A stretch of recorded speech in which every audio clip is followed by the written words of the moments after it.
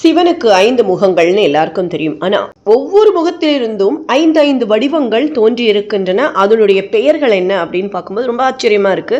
எல்லாமே நமக்கு தெரிந்த பெயர்கள் மிக்கவாறும். ஆனா நமக்கு இதிலிருந்து தான் இது வந்ததுன்னு தெரியாம அமைஞ்சிருக்கு இல்லையா? அது ஒரு சூக்ஷமம் அதுல இருக்கு.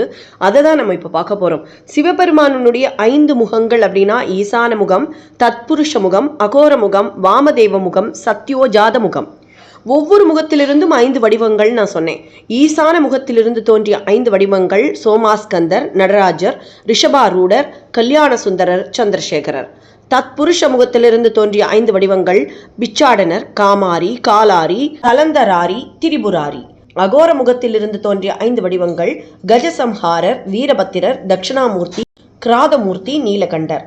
வாமதேவ முகத்திலிருந்து தோன்றிய 5 முகங்கள் கங்காதரர், சக்கரவரதர், கஜாந்திகர், சண்டே சாணுகிரகர், ஏகபாத்தர். சத்யோஜாத முகத்திலிருந்து தோன்றிய 5 முகங்கள் லிங்கோத்பவர், சுகாச்சனர், உமா மகேஸ்வரர், அரிஹரர், அர்த்தநாரி. ஆக 5 முகங்களிலிருந்து தோன்றிய 5 ரூபங்கள் அப்படின்னா எத்தனை ஆச்சு? டோட்டலா 25. எவ்வளோ பெரிய அம்சம் இல்லையா? சிவாம்சம்ங்கிறது எவ்வளோ பெருசு இதிலிருந்து நம்மளுக்கு தெரிஞ்சிருக்கலாம்.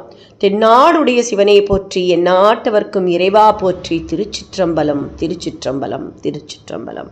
தொடர்ந்து இணைந்திருங்கள் ஓம்கார் ஜோதியுடன்.